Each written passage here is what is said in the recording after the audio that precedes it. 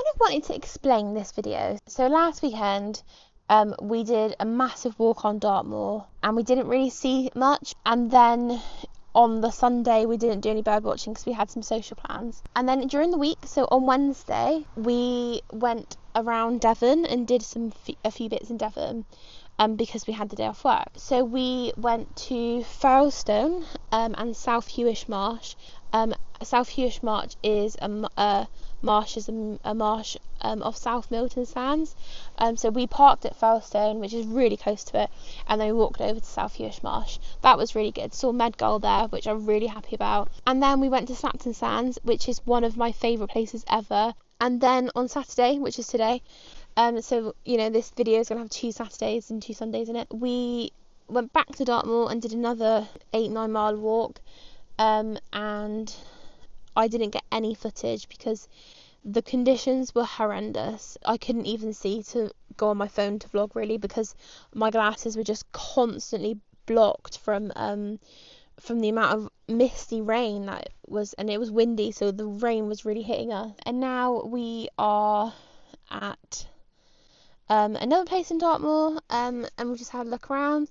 So just had lovely views of a willow warbler that was standing in a tree right in front of us. I'm just very conscious that my YouTube channel isn't like, oh, we are going to go and see this many species this weekend, or we are going to go and see these really cool birds, because I have a full-time job, I'm very busy, and I just like seeing the common stuff. Oh, that reminds me, we actually did go bird watching after work last night to a very local area to us, about a 10-minute drive, and we saw sow bunting, and I was over the moon to see mallards and tons of summer plumage black-headed gulls on the beach. That's kind of my bird watching and where it's at, to be honest. But you know what? I'm alright with that. I like doing stuff like that. I love seeing mallards. They brighten up my day. Not too long ago, there were 2 mallards sat at my house after I got home from work, and I was over the moon with that.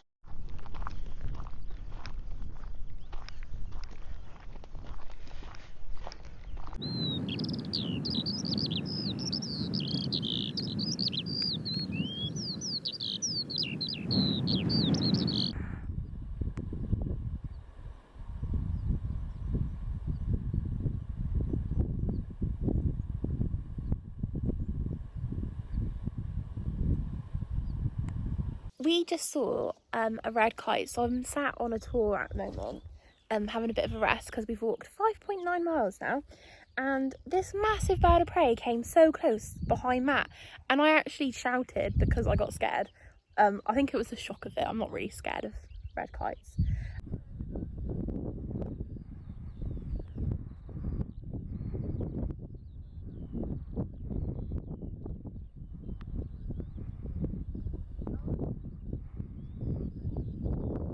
And then it caught something, and it sat in on a rock a little distance away from us and ate it, which is very sad for the thing it ate. But insane views. I always see red kites in the air, but never on a rock in front of me for a couple of minutes. Yeah, very, very cool.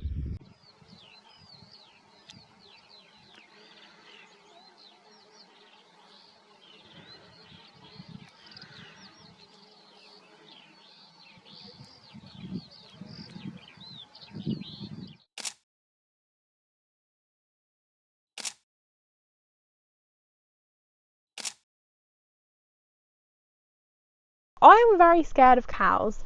I'm scared that they're going to hurt me. I'm scared they're going to run at me.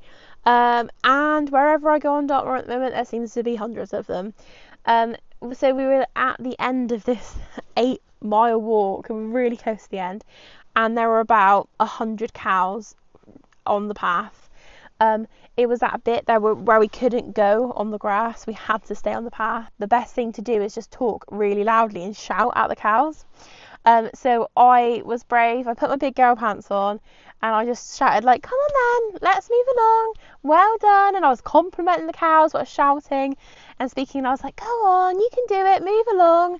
And they actually all moved. They were inquisitive at first, but they all moved, and it was really good. So I will use that in the future, and I will try and continue to be brave to do that. Please don't try this and then get injured and blame me, because it just worked for me. Good morning, everyone. It is Wednesday today, and we are at South Milton Sands. We are doing some pottering in Devon today, and there's a place called South Hewish Marsh here, and we're hoping to see some waders here as well.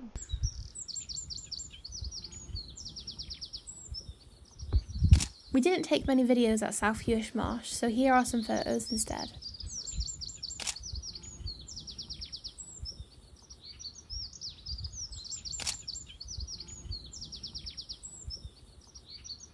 It was great to see lots of white wagtails on the beach as they are European migrants. Fun fact, in this field last year I saw a male adult golden oriole.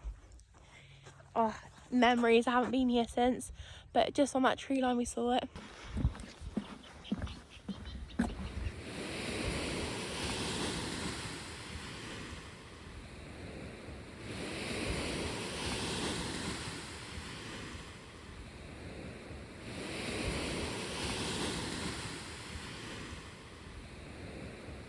So we are at Clapton Sands.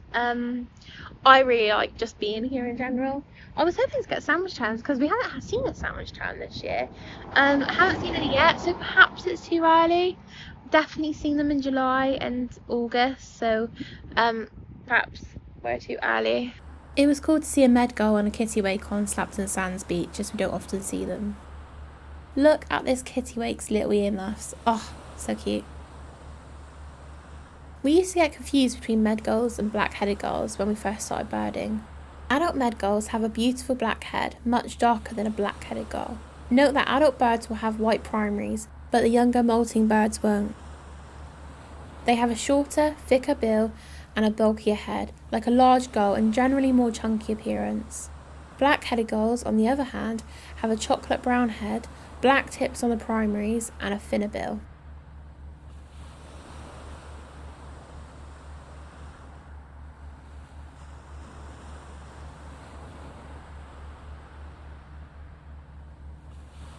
As you can tell from the number of photos, we really like these gulls. Beautiful purple flowers behind me here. I don't know if you'll be able to see him, but Matt is over there on the beach, and we're talking through our walkie-talkies on our watch. So when a bird I can see approaching him, I tell him on the walkie-talkie so he can get an in-flight shot. It's working really well. I feel very swish and very professional. On the other side, so they're facing me when they land. Over. And we had to say over at the end. I love that. I just caught that on the vlog. Something coming to the left now. Over. You missed it.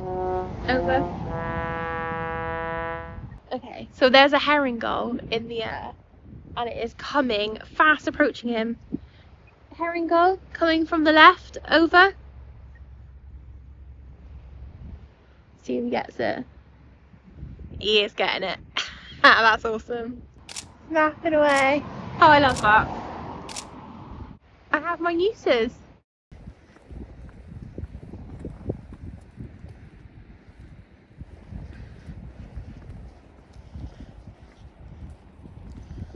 Good evening. So it is Friday. We have made it to the end of the week. And we thought to have a little trip out this evening, straight after work. So it is now 6:44. We are going to give ourselves an hour and 15 minutes here. Bear in mind it takes 20-ish minutes to walk back to the car. So let's see what we can find in just about an hour.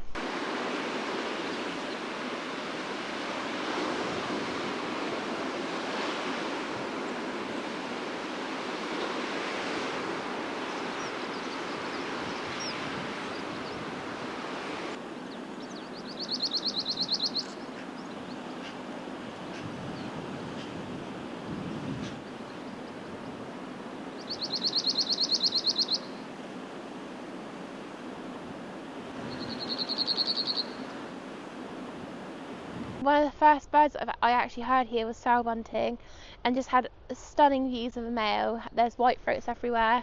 But for an after work little jaunt, I'm very happy. I'm just going to go down to the sea to see if there are any waders on the beach.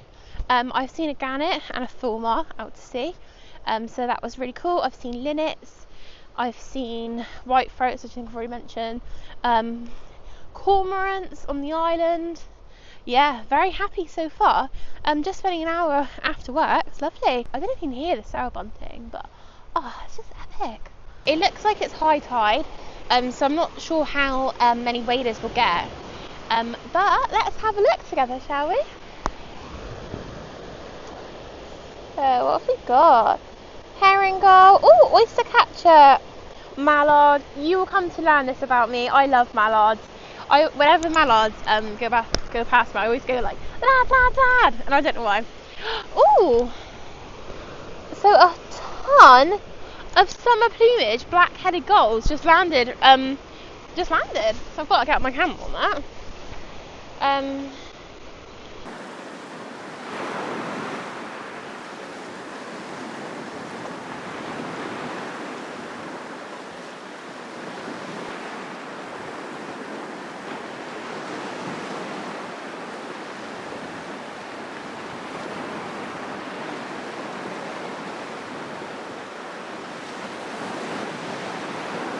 So I feel like we've had a really good haul so far, and it's only 7:25, so we're still on to our curfew.